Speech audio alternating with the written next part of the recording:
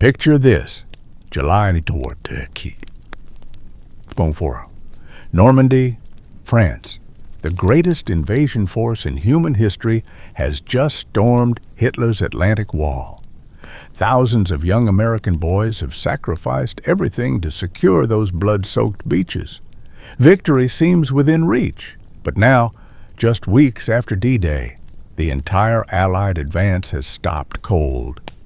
Not because of German panzers or artillery, but because of dirt, ancient hedgerows, thick walls of earth, and vegetation have turned France into an impenetrable maze of death. American tanks, the most powerful war machines ever built, sit useless. Generals are desperate. Soldiers are dying by the hundreds every single day. The invasion that was supposed to end the war is failing. And then one sergeant, just a regular guy from New Jersey, not an engineer, not an officer, looks at a pile of scrap metal and sees salvation. His name was Curtis Culin, and his 5-minute idea saved thousands of lives and changed World War II forever. Let me take you back to June 6th, near D-Day. You remember the stories. Maybe you were there. Maybe your buddies were. The landing succeeded, but at a terrible cost. Omaha Beach ran red with American blood. Utah Beach saw waves of men cut down by machine gun fire. But the plan was always clear. Secure the beaches, then push inland fast, break through German defenses, and race toward Paris and beyond. The planners had thought of everything, or so they believed. Special tanks called Hobart's Funnies were designed to handle various obstacles. Swimming tanks to get ashore, flail tanks to clear mines, bridge-laying tanks to cross ditches. British ingenuity at its finest. But nobody, not the British, not the Americans, not the brilliant minds at Supreme Headquarters, had adequately planned for what lay just beyond those beaches. What nobody anticipated was the bocage, the hedgerow country of Normandy. For over 1,000 years, since Roman times, French farmers had built these barriers. They'd clear their fields of rocks during plowing, pile them at the edges to mark property lines, and keep livestock contained. Year after year, generation after generation, these rock piles accumulated. Dirt filled the gaps, seeds took root, trees grew, bushes tangled together, the roots intertwined, creating a massive, solid earthen wall, topped with centuries of vegetation. These weren't the neat, rimmed hedges you'd see in an English garden. These were massive earthen banks, anywhere from 6 to 15 feet high, 3 to 12 feet thick at the base. The roots went down another 8 feet or more into solid earth, creating a structure stronger than concrete. They marked every single field, creating a patchwork maze across the entire region. Between many hedgerows were sunken roads, narrow lanes worn down by centuries of cart traffic, creating tunnels of earth and foliage. It was like fighting in a series of connected outdoor rooms, each one a potential killing ground. Now, the Allied forces had trained in England before the invasion.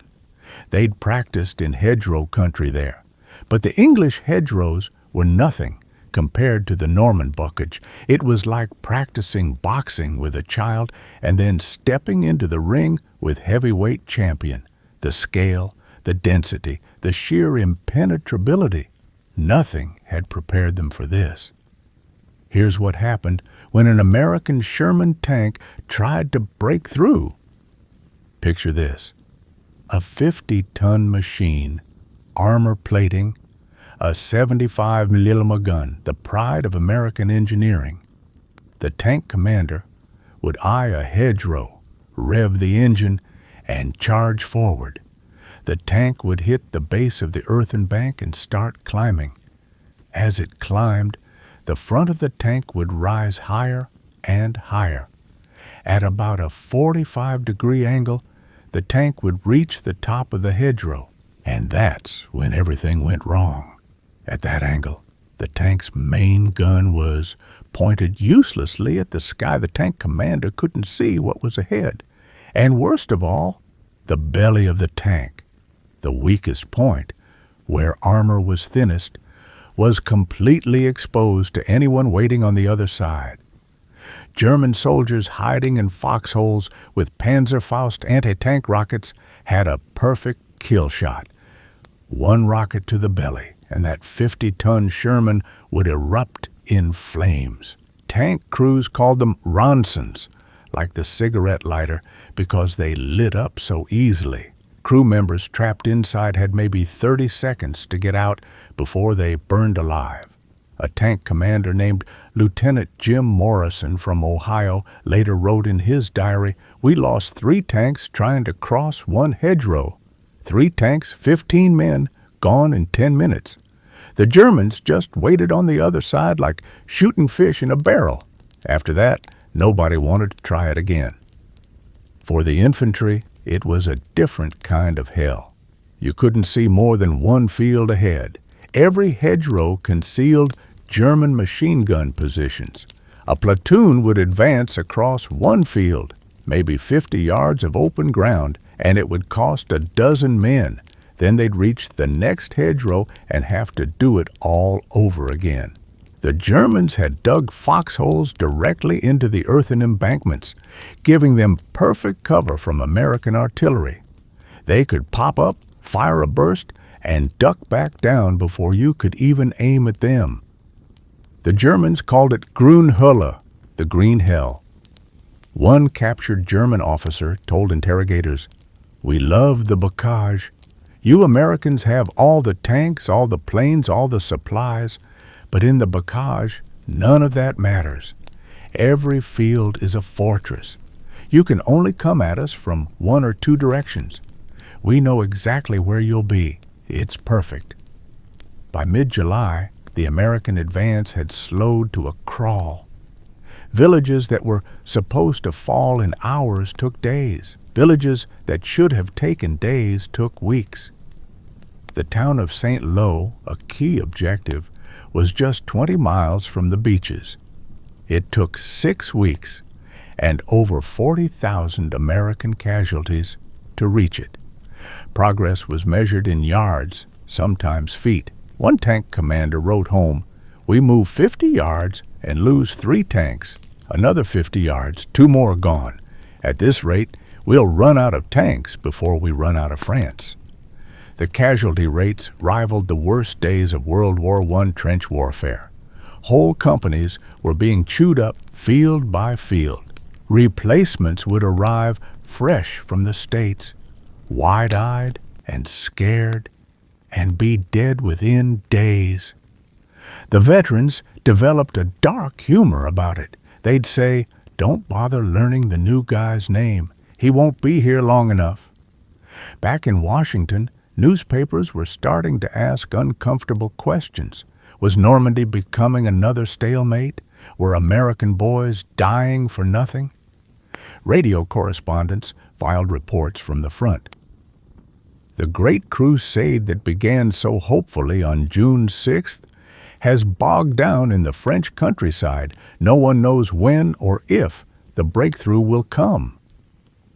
General Omar Bradley, commander of the First Army, was under enormous pressure. He'd promised Eisenhower and the combined chiefs that American forces would break out by late July. Operation Cobra, the grand offensive to smash through German lines and race across France, was scheduled for July 20th. Bradley confided to his staff, "If we can't solve the hedgerow problem, Cobra fails. If Cobra fails, we could be stuck here until winter, maybe longer. And if we're here until winter, the Germans will have time to bring up reinforcements. The war could drag on for years." The weight on Bradley's shoulders was crushing. Every day of delay meant more mothers back home receiving those terrible telegrams from the War Department. Every failed attack meant more young men buried in temporary graves in French fields. Army engineers tried everything they could think of. First, they used explosives to blow gaps in the hedgerows. Combat engineers would approach a hedgerow under covering fire, place TNT charges at the base, run back and detonate. It worked, but it was too slow, too dangerous, and the explosions alerted every German within miles. By the time infantry could advance through the gap, enemy artillery would already be zeroing in on that exact spot. One engineer sergeant named Mike Kowalski from Detroit said, "We blew 20 hedgerows one day, lost 4 men doing it, and we needed to clear hundreds, maybe thousands of these damn things. At this rate, we'd all be dead before we got to Paris." Next, they tried bulldozer tanks, Shermans fitted with large dozer blades on the front. General Eisenhower himself called them a godsend. They could carve clean openings in the hedgerows without exposing the tank's belly. But there were only a handful of them in all of Normandy, maybe 20 or 30 tanks out of thousands. They were spread so thin that most units never saw one. And even when they worked, they were slow. A dozer tank could clear maybe 4 or 5 hedgerows in a day. That wasn't nearly enough. Then engineers tried another method. They'd weld prongs shaped like artillery shells onto the front of tanks. The tank would ram into the hedgerow and the prongs would create holes. Engineers would then place actual artillery rounds in the holes and detonate them. Again, too slow, too loud, and it telegraphed exactly where the attack was coming. One engineer lieutenant said to his colonel, "Sir, we've tested 17 different solutions. None of them work worth a damn. If somebody doesn't come up with something better, we're going to be here for years." That's when the story shifts from generals and grand strategy to one ordinary soldier who decided he'd had enough of watching his friends die. Now, let me tell you about Curtis Culin. Born February 10th, 1915, in Cranford, New Jersey, Curtis was the son of Curtis G. Culin, Jr., a local businessman. The family wasn't wealthy, but they weren't poor either. Solid middle class, the backbone of American small-town life. Curtis grew up during the Depression, learned the value of hard work, learned how to make do with what you had, learned that waste was a sin and creativity was a virtue. Before the war, Curtis worked as a liquor salesman for Schenley Industries. He'd call on bars and restaurants, take orders, make deliveries, help tavern owners figure out what their customers wanted. It was honest work, required people skills and problem solving. Curtis was good at it. He could talk to anyone, figure out what they needed, find solutions. Those skills would serve him well in France. Curtis wasn't the type to seek the spotlight. Friends and family described him as quiet, thoughtful, the kind of guy who listened more than he talked. He was the friend who'd help you move furniture on a Saturday without being asked. The coworker who'd cover your shift when your kid was sick. Solid, dependable, American. When his National Guard unit, the 102nd Cavalry Reconnaissance Squadron, known proudly as the Essex Troop, was federalized in 1940, Curtis went without hesitation. He didn't dodge the draft, didn't try to get a deferment, didn't complain. His country called, and he answered. By 1944, he'd made sergeant, was commanding a tank crew in the 2nd Armored Division, one of the best armored units in the Army. Picture Curtis in mid-July 1944. 29 years old, covered in mud and grease, exhausted from weeks of constant combat. His uniform hadn't been washed in days. His hands were cut and calloused from maintaining his tank. He'd lost weight. They all had. from the stress and the inadequate field rations. But Curtis had something special. While others complained about the hedgerows, Curtis observed them. While others accepted the situation as hopeless, Curtis thought about solutions. That's just who he was, a problem solver. One evening in mid-July, Curtis was with his crew near their tank sharing cigarettes and trying to relax for a few minutes before the next mission. The crew was tight. They'd been through hell together, and you don't survive tank combat without trusting the guys around you completely. There was the driver, a kid from Brooklyn named Kowalski. The gunner, a farm boy from Tennessee everyone called Red because of his hair. The loader, a tough Irish kid from Boston named O'Brien. And the assistant driver, a quiet Mexican-American from Texas named Rodriguez. They were exhausted, filthy, scared, and frustrated. A Tennessee tanker from another crew named Roberts came over, threw down his helmet in frustration, and said, "Hell, what we need is one of them cow catchers like they got on locomotives. Just push right through these damn hedges like they're nothing." He kicked at the dirt. "Just ram through and keep going." The other men laughed, a bitter laugh. One replied, "Yeah, and maybe wings so we can fly over. And while we're at it, how about a magic wand to make the Germans disappear?" More bitter laughter. But Curtis didn't laugh.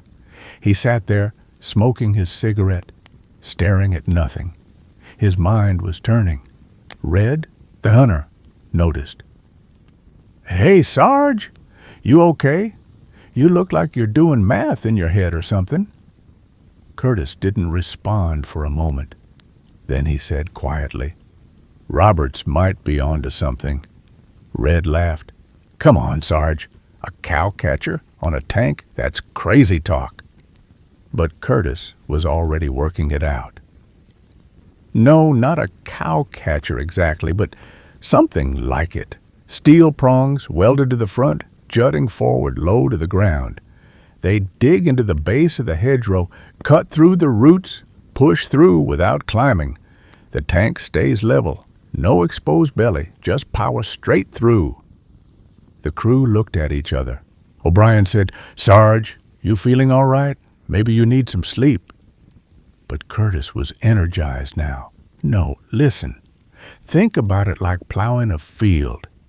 You don't try to climb over the dirt. You cut through it at ground level. Same principle."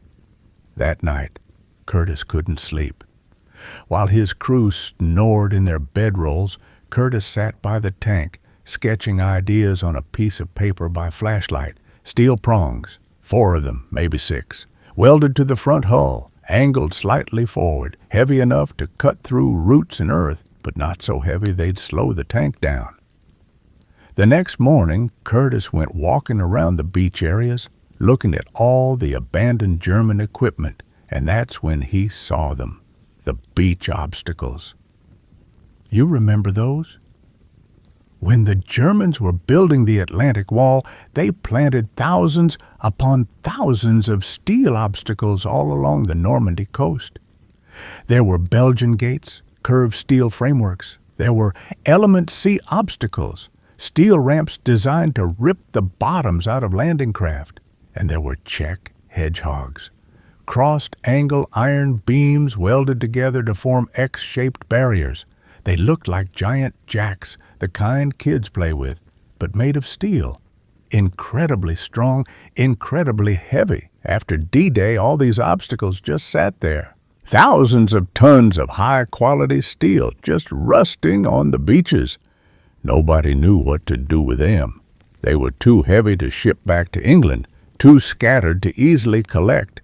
So they just lay there. Hitler's futile attempt to stop the invasion now reduced to scrap metal. Curtis looked at those Czech hedgehogs, crossed steel beams, each one about 8 feet long, made from solid angle iron, and saw possibility. That steel was perfect, strong enough to cut through earth and roots, heavy enough to provide momentum. And there were thousands of these obstacles just lying around for the taking. Curtis found Sergeant John Medeiros from the Ordnance Unit. "Medeiros, you got a minute? I got an idea about these hedgerows."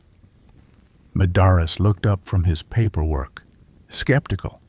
He was tired, overworked, and had heard a lot of crazy ideas in the past few weeks. "Sergeant, I've heard about 50 ideas this week. They all sounded good on paper. None of them worked in the field. But show me what you got." Curtis explained his concept, showed his rough sketches. Medeiros studied them, his expression shifting from skepticism to interest. That's actually not insane. Might work. You got a tank we can use for a test?" Curtis grinned. "I was thinking we could use mine." Over the next 2 days, Curtis and Medeiros worked together. Along with a couple of welders from the Ordnance Company, they used cutting torches to slice through the check hedgehogs, creating 4 sections of angle iron, each about 6 feet long. Then they welded them onto the front hull of Curtis's Sherman in a forward-pointing configuration, like tusks or horns angled down slightly to dig into the ground. It looked crude, even ridiculous. The welds were rough, the steel prongs jutted out at slightly uneven angles, and the whole contraption looked like something a farmer might cobble together with junk from his barn. One lieutenant walked by, saw what they were doing, and laughed. "What the hell is that supposed to be, Culin? A can opener? You planning to open some giant tin cans?" Curtis just grinned and kept working. "Something like that, sir. Something like that." Word spread that Sergeant Culin was testing some kind of weird modification to his tank. Soldiers gathered around to watch, partially out of curiosity, partially out of desperate hope that maybe, just maybe, someone had figured something out. The mood was a mix of skepticism and gallows humor. One tanker said, $10, says it gets stuck in the hedge and Culin has to back out looking stupid." Another replied, "I'll take that bet." July 10th, 1944, Bastille Day, France's Independence Day. Curtis decided to test it. The irony wasn't lost on anyone. Maybe on France's national holiday, an American would help liberate the country. Curtis climbed into his Sherman, checked his crew. "Everybody ready?" They gave him thumbs up, though Red muttered, "Ready to look stupid, you mean?" Curtis laughed. "Have a little faith, Red." Curtis started the engine, that distinctive rumble of the Sherman's radial aircraft engine. He aimed at a particularly thick hedgerow, one that had stopped 3 previous attempts and had claimed 2 tanks and 8 lives. The crowd of soldiers fell silent, watching. Curtis revved the engine, building power, and then released the clutch. The Sherman surged forward, 30 miles per hour, straight at the hedgerow. The steel prongs hit the earthen bank and bit in deep, just as Curtis had hoped. Instead of climbing up, the tank stayed level, the prongs cutting through the root system like knives through flesh. Dirt exploded outward, vegetation tore apart, the tank plowed forward, engine roaring, churning up earth and roots. For a heart-stopping moment, it looked like the tank might bog down. But then, in an explosion of dirt and shredded vegetation, the Sherman burst through the other side. The tank never tilted, the belly never exposed. It just powered straight through like a freight train through a wooden fence. Silence. Complete silence. Then someone shouted, "Son of a bitch, it worked!" Then someone else, "Holy hell, did you see that?" Then everyone was cheering, shouting, running toward the tank. Curtis climbed out of the commander's hatch, covered in dirt and leaves, grinning from ear to ear. His crew was pounding him on the back. Soldiers were shaking his hand, hugging him, shouting congratulations. One captain grabbed Curtis by the shoulders and said, his voice shaking with emotion, "Culin, do you realize what you just did? You just saved this whole damn invasion. You just saved thousands of lives." Curtis, ever humble, replied, "Sir, Roberts had the idea. I just made it work." The captain shook his head. "I don't care who had the idea. You made it real. That's what matters." Within hours, word reached General Bradley's headquarters. An aide rushed in. "Sir, you need to see this. One of our sergeants has developed a device that lets tanks break through hedgerows without exposing themselves." Bradley, exhausted from weeks of frustration, looked up. "Another one? How many failures have we had now?" The aide shook his head. "Sir, this one works. I've seen it. You need to see it yourself." Bradley came personally that same afternoon. He was a no-nonsense general, respected by his men for being practical and direct. He didn't have time for wishful thinking or unproven theories. But he was also desperate. He watched as Curtis's tank, now affectionately being called the Rhino by the troops because of its horn-like prongs, smashed through hedgerow after hedgerow, once, twice, 3 times, 4, each time perfect. No climbing, no exposure, just raw power ripping through centuries-old earthworks. Bradley watched in silence, his expression unreadable. When the demonstration ended, he walked over to Curtis, who snapped to attention. Bradley looked him in the eye and asked, "Sergeant, how fast can we make more of these?" Curtis, nervous but honest, replied, "Sir, we can start right now if you want. There's thousands of those German obstacles on the beaches. We'd need welders, cutting torches, work crews, but the raw materials are there."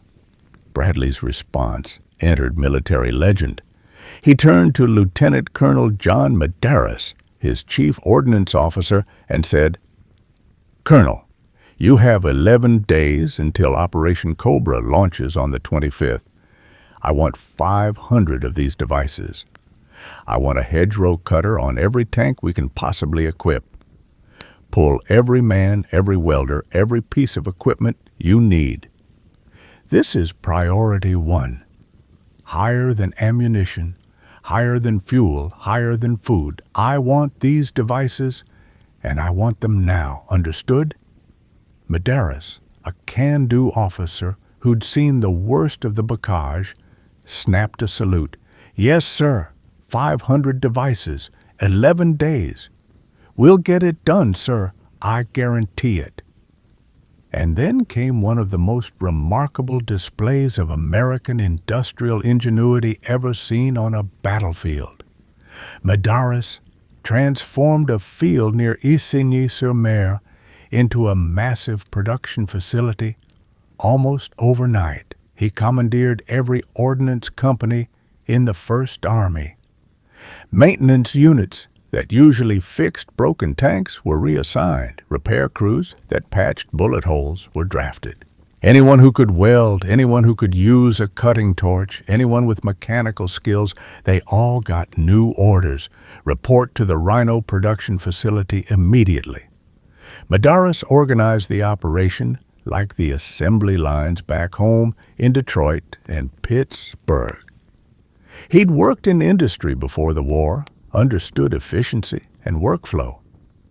He set up 3 8-hour shifts, working around the clock. Day shift, night shift, midnight shift, no breaks, except to eat and sleep. The sound of cutting torches and arc welders never stopped. 24 hours a day, 7 days a week, the work continued. A young corporal named Jimmy Henderson from Detroit, who'd worked at the Ford plant before the war, later wrote home, "Ma, you should see this place. It's like the Rouge plant, but in a field in France. We work 3 shifts round the clock. The sound of welding never stops. Day and night, that sound. Sparks flying, metal cutting, guys shouting measurements. It's loud, it's hot, it's exhausting, and it's beautiful. Because every one of these things we make is gonna save American lives. Soldiers scoured every beach from Utah to Omaha, collecting German obstacles. It became a competition between units. Who could bring back the most steel? They worked in teams. Cutting teams would use torches to slice the hedgehogs into 6-foot sections. Transport teams would haul the cut steel to the production facility. Welding teams would attach the prongs to the tanks. Quality control teams would test the welds to make sure they'd hold up under combat stress. One private joked as they were cutting up a particularly large Czech hedgehog, "Hitler built these to keep us out. Now we're using them to tear his defenses apart. Ain't that something?" His buddy, wielding the cutting torch, replied, "Poetic justice, that's what it is. These bastards are going to kill Germans for us now." Inside the main tent workshop, a massive structure that could fit a dozen tanks at once, teams worked assembly line style. First station, measuring and cutting the angle iron into precise 6-foot sections with cutting torches, the metal glowing orange hot as it separated. Second station, grinding the edges smooth with angle grinders, creating showers of sparks so the welds would be clean and strong. Third station, positioning the prongs on the tank hull, using jigs and measurements, making sure angles were consistent. Fourth station, welding, the critical step that required skill and time. 2 hours of careful work per tank to ensure the prongs wouldn't break off in combat. A sergeant named Pete Kowalski from Chicago, who'd worked as a foreman at a steel mill before the war, organized the workflow with precision. He later said, "I knew assembly lines, I knew production. First day, we made 8 devices, not bad for figuring things out. Second day, we made 15. Guys were learning, getting faster. By day 4, we were cranking out 35 a day. The guys got faster, better, more efficient with every tank. It was incredible to watch. American workers, American ingenuity, American determination." Each device required about 40 pounds of steel. The crews made simple jigs, wooden and metal frames, to ensure consistency and speed. By day 7, they were running 2 complete production lines simultaneously. By day 9, they'd hit their stride, 1 complete Rhino device every 90 minutes. The smell of hot metal filled the air constantly. Sparks flew like fireworks. Men's faces were covered in soot and the grime, their hands blistered from the heat, their eyes red from the smoke. But nobody complained because they knew what was at stake. One welder, a corporal named Bobby Ray Johnson from Alabama, put it best when a reporter asked him why they worked so hard. "Every one of these things we make is going to save American lives. My brother Jimmy's in a tank unit with the 3rd Armored. He's out there right now, probably stuck behind some hedgerow, waiting for his turn to get killed. Maybe one of these rhinos will keep him alive. Maybe my brother comes home because of what we're doing right here. That's all the motivation I need, mister. That's all any of us need." The troops gave the device its official nickname. Those prongs, jutting forward like horns, looked like something from an African plains animal. Someone said, "Looks like a rhino charging through the bush." The name stuck instantly. Soon you'd hear soldiers say, "The rhinos are coming," or "Don't worry, boys, we got rhinos now." It became a battle cry, a symbol of hope, a promise that maybe, just maybe, they'd get out of this green hell alive. Security was absolute and strictly enforced. Bradley issued direct orders. no Rhino-equipped tank could be used in combat before Operation Cobra launched on July 5th. He wanted complete tactical surprise. Any tank with the device had to be kept away from the front lines, covered with camouflage netting, hidden from any possible German observation. Guards patrolled the production area and the staging areas where completed tanks waited. One intelligence officer gave the crews a stark warning. The Germans cannot know about this. If they find out, they'll adapt their defenses. They'll change their tactics. And then these devices won't work. And we're back to square one. Loose lips sink ships and get tankers killed. Keep your mouth shut. The security was so tight that even most American soldiers didn't know what was being built. Rumors spread. Secret weapons, super tanks, something big. But nobody knew for sure. It was the best-kept secret in Normandy. In just 11 days, 11 extraordinary days of round-the-clock American industrial might transplanted to a French field, ordnance units produced 500 Rhino devices. 500. By July 25th, the launch date for Operation Cobra, 60% of all First Army tanks were equipped with Culin's invention. From one sergeant's napkin sketch to mass production equipping thousands of men in under 2 weeks. That's not just impressive. That's uniquely American. July 5th, 900 hours. Operation Cobra launched with a massive aerial bombardment, 100 heavy bombers and 3 D-50 fighter bombers pounding German positions south of St. Lo. The earth shook.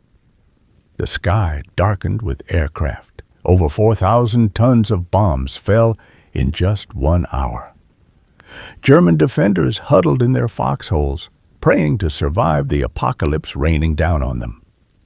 Then came the Rhinos, column after column of American tanks, horns jutting forward, rolling toward the German lines. The German soldiers, dazed and deafened from the bombing, looked up to see something they'd never seen before.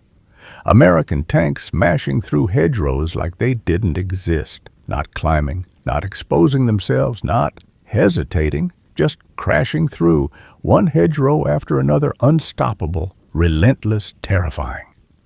A captured German officer interviewed later told his interrogators, "We thought the bocage would save us. We thought the hedgerows would hold you back for months, maybe until winter. We thought we had time. Then your tanks came through the hedges like ghosts, like demons. They just kept coming, field after field, nothing stopping them. We couldn't stop them.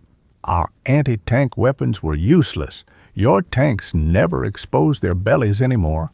It was over. We knew it was over." The breakthrough succeeded beyond anyone's wildest expectations. The German defensive line, which had held for 7 weeks, collapsed completely in 3 days. Within a week, American armor was racing across France, advancing more in 7 days than they had in the previous 7 weeks. Within 2 weeks, they'd advanced 60 miles, more distance than the entire Normandy campaign had achieved since D-Day. Towns fell like dominoes. German units, cut off and surrendered by the thousands. By August 25th, just 1 month after Operation Cobra began, Paris was liberated. The Rhino tanks had worked. Curtis Culin's simple idea had transformed the entire Allied campaign. Historians later calculated that the breakthrough shortened the war in Europe by at least 2 months, possibly more, 2 months. Think about how many lives were saved by ending the war 2 months earlier. General Bradley later wrote in his memoir, A Soldier's Story, without Culin's invention, American tanks would have been road-bound during the crucial offensive. We might have broken through eventually through sheer weight of numbers and firepower, but it would have cost thousands more lives and months more time. The Rhino changed everything. General Eisenhower personally visited Curtis in late August after the breakout was complete. Curtis was still with his unit, still just a sergeant, still doing his job. Eisenhower shook his hand, the supreme commander of Allied forces shaking hands with a sergeant from New Jersey, and said, "Sergeant Culin, historians will remember generals and grand strategy. They'll write about the big decisions and the famous battles. But you and I know the truth. It's men like you, solving problems one at a time with creativity and courage, who actually win wars. You saved thousands of lives. Never forget that." Curtis received the Legion of Merit, one of the highest decorations for exceptional service, presented in the field in France. His fellow soldiers cheered. Officers shook his hand. For a moment, Curtis Culin was a hero, not just to his unit, but to the entire First Army. But Curtis remained uncomfortable with all the attention. He kept insisting Roberts had the original idea with his joke about the cow catcher. The ordnance guys did all the real work with the production. The tankers are the ones using them in combat. I just got lucky with some scrap metal. That humility, that refusal to take full credit, that genuine modesty, that defined Curtis Culin as much as his invention did.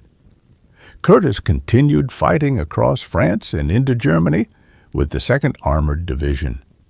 The Rhino tanks had done their job in Normandy. The Bocage was behind them now. But the war continued. By November 1944, American forces were battling in the Hürtgen Forest near the German border, a brutal, bloody meat grinder where both sides suffered devastating casualties fighting for every 100 yards of dense woodland. On November 16, 1944, Curtis's tank was advancing through thick forest when German artillery opened up. Shells exploded in the treetops, showering the ground with deadly shrapnel, a tactic called tree burst that turned the forest canopy into a weapon. Curtis and his crew bailed out, taking cover in the woods. As they moved through the underbrush, trying to find safer positions, the explosion came. Landmine. Curtis went down, his left leg destroyed below the knee. His crew got to him immediately. Red, the gunner, applied a tourniquet. O'Brien, the loader, administered morphine from Curtis's own first aid kit. Rodriguez, the assistant driver, radioed for a medic. Through the pain, Curtis managed to joke, his voice weak. "Well, boys, I guess my dancing days are over." Red, tears streaming down his face, said, "You're going home, Sarge. You earned it. You more than earned it." Medics arrived, got Curtis stabilized, evacuated him to an aid station. From there, to a field hospital, then to England, then finally home to the United States. His war was over. The man who saved thousands would never walk properly again. Curtis returned to Cranford, New Jersey, to his family, to familiar streets and faces. He spent months in veterans' hospitals, learning to walk again with a prosthetic leg, learning to drive again, learning to live in a world without war, without constant danger, without the camaraderie of his tank crew. It's a transition millions of veterans know too well. Coming home changed, trying to fit back into a world that hasn't changed, that doesn't understand what you've been through. Curtis went back to his old job at Shenley Industries, selling liquor again, calling on the same bars and restaurants, talking to the same customers, taking the same orders. On the surface, it was like the war had never happened, except now he limped on a prosthetic leg and he woke up some nights in a cold sweat, hearing the sound of German artillery and seeing the faces of friends who didn't come home. Curtis married, moved to Greenwich Village in New York City, lived quietly in an apartment at 1 Christopher Street. He rarely mentioned his invention. When people asked about his service, and they could see from his limp that he'd been wounded, he'd give vague answers. "I was in tanks, got hit by a mine in Germany, nothing special, just did my job like everyone else." He attended a few veteran reunions where old tankers would see him and their faces would light up. "Culin, the Rhino man, you saved my life, you know that?" And Curtis would shake their hands, laugh uncomfortably, and try to change the subject. He wasn't comfortable being called a hero. In his mind, he'd just done what anyone would do, seen a problem and tried to fix it. Those of you watching who served in Korea, Vietnam, Iraq, Afghanistan, you know this feeling. You did something important, something that mattered, maybe something extraordinary, but you don't talk about it much. The medals go in a drawer. The stories stay inside. You came home, got a job, raised a family, life went on. That was Curtis Culin, a hero who never wanted to be called one. On November 20th, 1963, Curtis Grub Culin III died alone in his apartment. He was 48 years old, young, far too young.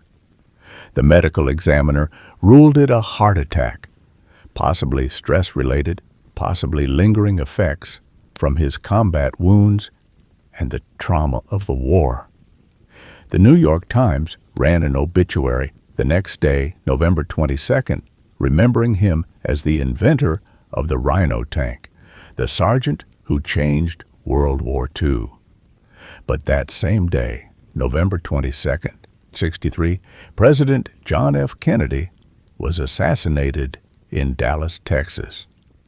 The nation went into shock and mourning.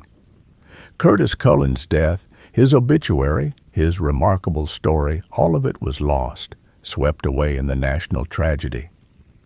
The newspapers that day were all about Kennedy. Nobody noticed the passing of a humble sergeant from New Jersey. Even in death, Curtis Culin remained overshadowed, forgotten, humble. Today, if you visit the United States Army Ordnance Museum at Aberdeen Proving Ground in Maryland, you can see a Rhino tank on permanent display. An M5A1 Stuart light tank fitted with Curtis Cullin's prongs, those steel horns still pointing forward after all these years. The sign explains the history, explains the impact, explains how one man's idea changed the course of the war. School children on field trips see it and ask their teachers what those strange horns are for. In Cranford, New Jersey, Curtis's hometown, there's a memorial stone in Veterans Park. It's a simple marker, nothing fancy, nothing pretentious. It reads, Curtis G. Culin III, 1915 to 1960, Sergeant, U.S. Army, inventor of the Rhino Tank, saved countless American lives. On Veterans Day and Memorial Day, people still leave flowers there. Some are descendants of men who served with Curtis. Some are descendants of men whose lives were saved by his invention. But the real memorial to Curtis Culin isn't in any museum or monument. It's in the families that exist today because their grandfathers or great-grandfathers came home from Normandy. It's in the children and grandchildren and great-grandchildren who were born because one man refused to accept that the Bocage was unbeatable. How many families owe their existence to Curtis Culin? Hundreds? Thousands? We'll never know the exact number, but they're out there, living their lives, most of them never knowing they owe their existence to a liquor salesman from New Jersey who had a 5-minute idea in a muddy field in France. Curtis Culin lived 48 years, not long enough, far too short. But in that brief life, he proved something fundamental about America and Americans.